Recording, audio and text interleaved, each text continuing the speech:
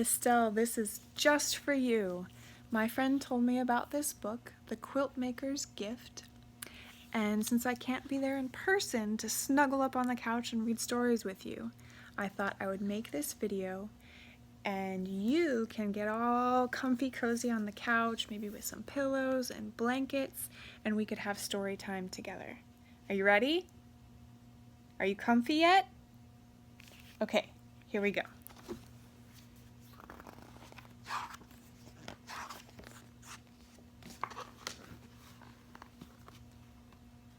Can you see? There once was a quilt maker who kept a house in the blue, misty mountains up high. Even the oldest great-great-grandfather could not recall a time when she was not up there sewing away day after day. Here and there and wherever the sun warmed the earth, it was said she made the prettiest quilts anyone had ever seen. The blues seemed to come from the deepest part of the ocean, the whites from the northernmost snows, the greens and purples from the abundant wildflowers, the reds, oranges, and pinks from the most wonderful sunsets.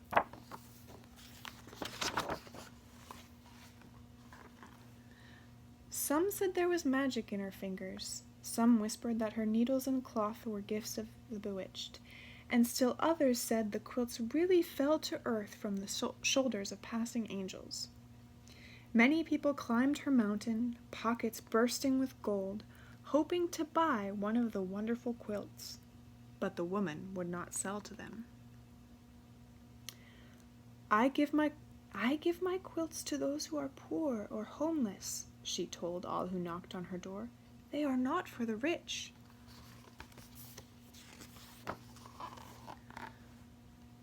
On the darkest and coldest nights, the woman would make her way down the mountain to the town below. There she would wander the cobblestone streets until she came upon someone sleeping outside in the chill. She would then take a newly finished quilt from her bag, wrap it around their shivering shoulders, tuck them in tight, and tiptoe away. Then the very next morning, with a steaming cup of blackberry tea, she would begin a new quilt.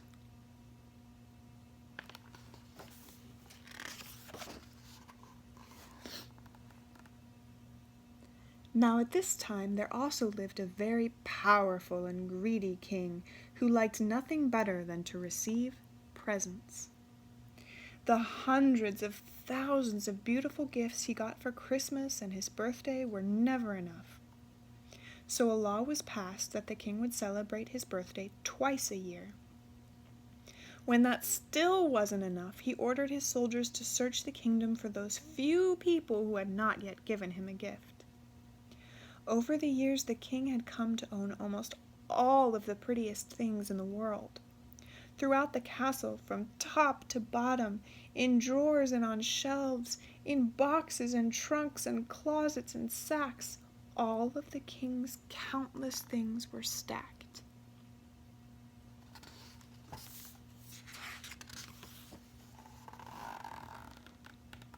Things that shimmered and glittered and glowed, things whimsical and practical, things mysterious and magical, so many, many things that the king kept a list of all the lists of things he owned.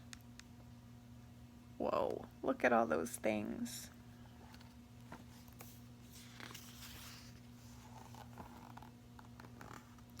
And yet, with all these marvelous treasures to enjoy, the king never smiled. He was not happy at all. Somewhere there must be one beautiful thing that will finally make me happy, he was often heard to say, and I will have it.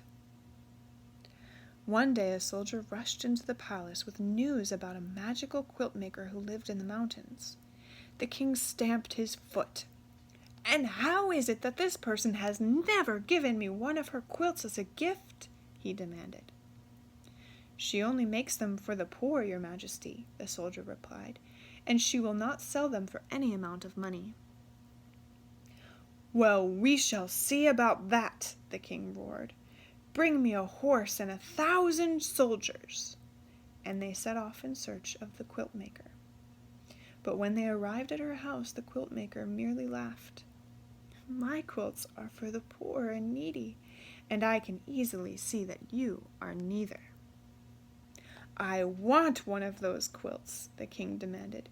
"It might be the one thing that will finally make me happy."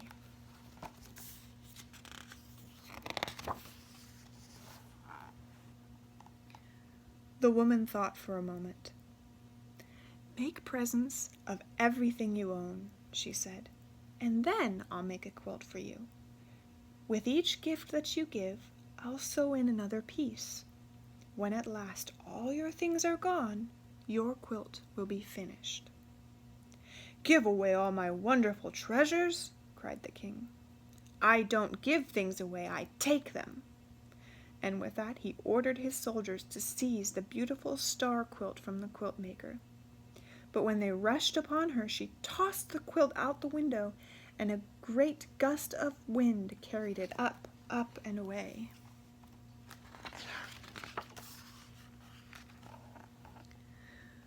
The king was now very angry. He marched the woman down through town and up another mountain where he had his royal ironmaker's shape, a thick bracelet of iron.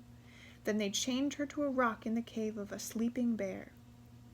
Once more the king asked her for a quilt, and once more she refused. "Very well, then," the king replied.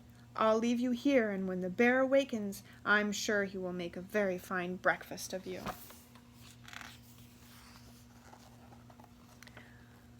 Later, when the bear's eyes opened and he saw the woman in his cave, he stood on his mighty hind legs and gave a roar that rattled her bones.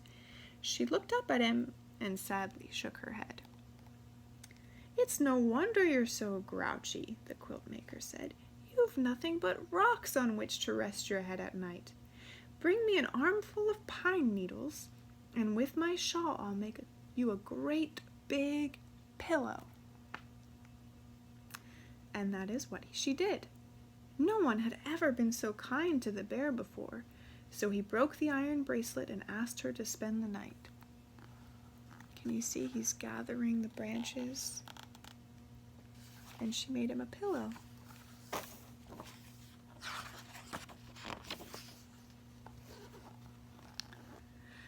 Now, although the king was very good at being greedy, he was very bad at being mean.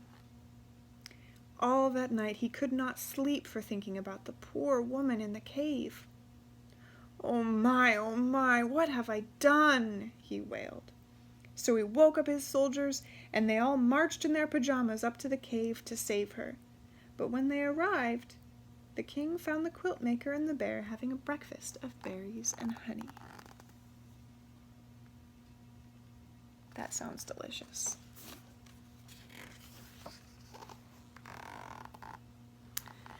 Now the king completely forgot about feeling sorry and became angry all over again.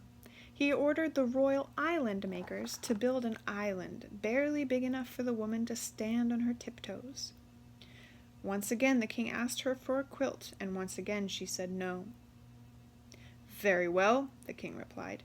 "Tonight, when you're too tired to stand and lie down to sleep, you'll drown." And the king left her alone on the tiny island. Shortly after he left, the quiltmaker saw a sparrow flying across the great lake. A cold, fierce wind was blowing, and it did not look like the poor bird would make it to shore. The quiltmaker called to him, and he stopped to rest on her shoulder. The poor, tired sparrow was shivering, so the woman quickly made him a coat from scraps of her purple vest. When he was warmed and the wind had stopped, the bird flew off, but he was very grateful to the quiltmaker for what she had done. Soon the sky darkened as the air filled with a huge cloud of sparrows. Thousands of wings beating together, they swooped down, lifted the woman in their little beaks, and carried her safely to shore. You see them all flying?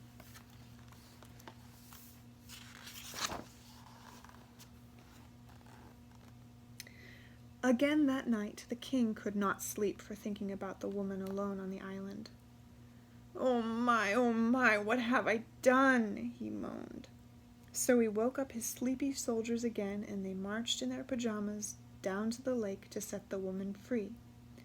But when they arrived, she was sitting on a tree limb, sewing tiny purple coats for all the sparrows. "I give up," the king shouted. "What must I do for you to give me a quilt?"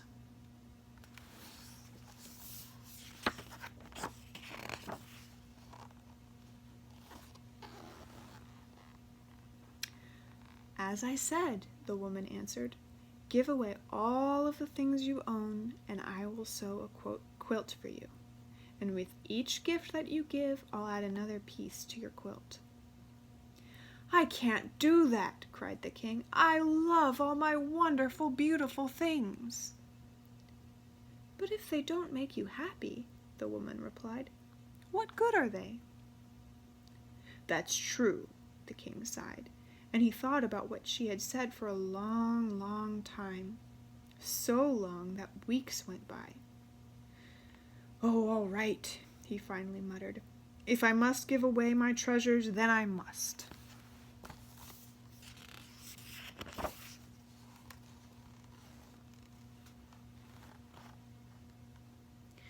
The king went to his castle and searched from top to bottom for something he could bear to give away. Frowning, he finally came out with a single marble.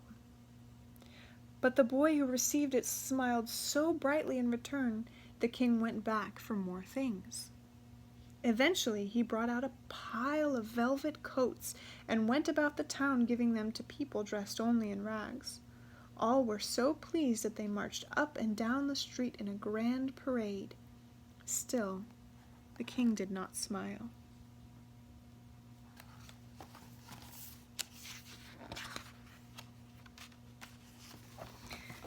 Next, the king fetched 100 waltzing blue Siamese cats and the dozen fish that were clear as glass. See those clear fish? And the cats.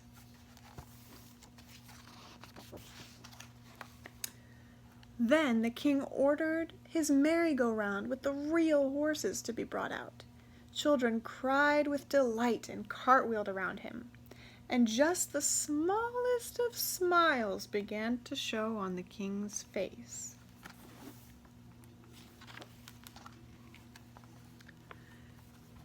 The king looked about him and saw the dancing and merrymaking and all the happiness his gifts had brought. A child took hold of his hand and pulled him into the dance. Now the king really smiled and even laughed out loud. "How can this be?" he cried. "How can I feel so happy about giving my things away? Bring everything out! Bring it all out at once!" Meanwhile, the quiltmaker kept her word and started making a special quilt for the king. With each gift that he gave, she added another piece to his quilt.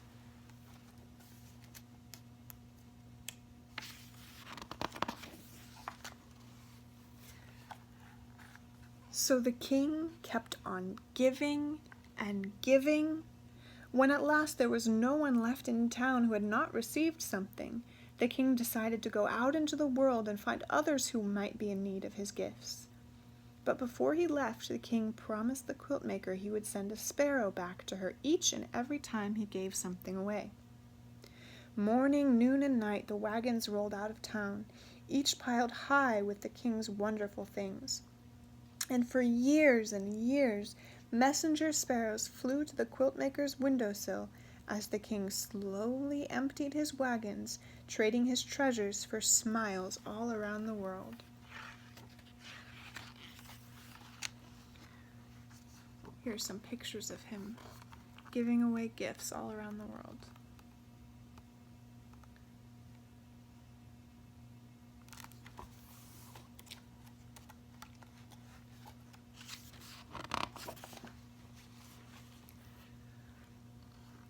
On and on the quiltmaker worked, and piece by piece the king's quilt grew more and more beautiful. Finally, one day, a weary sparrow flew into her window and perched on her needle. She knew then and there that it was the last messenger, so she put a final stitch in the quilt and started down the mountain in search of the king.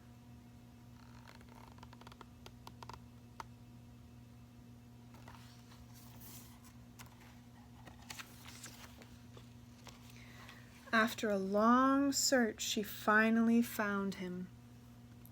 The king's royal clothes were now in tatters, and his toes poked out of his boots. Yet his eyes glittered with joy, and his laugh was wonderful and thunderous. The quiltmaker unfolded the king's quilt from her bag. It was so beautiful that hummingbirds and butterflies fluttered about. Standing on tiptoe, she tenderly wrapped it around him. "What's this?" cried the king. "As I promised you long ago," the woman said, "when the day came that you yourself were poor, only then would I give you a quilt." The king's great sunny laugh made green apples fall and flowers turn his way. "But I am not poor," he said. "I may look poor, but in truth my heart is full to bursting, filled with memories of all the happiness I've given and received. I'm the richest man I know." "Nevertheless," the quiltmaker said, "I made this quilt just for you." You can see his toes coming out of his boots.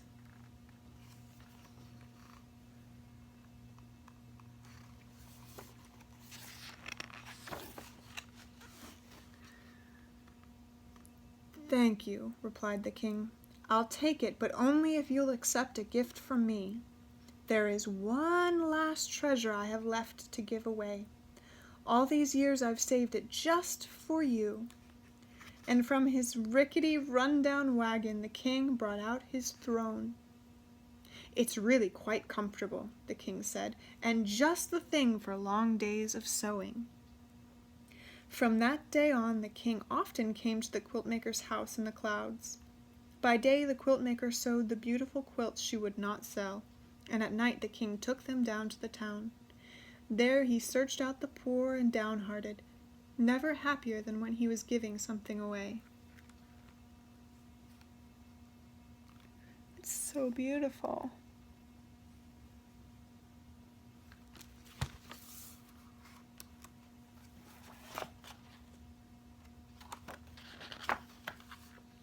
The end.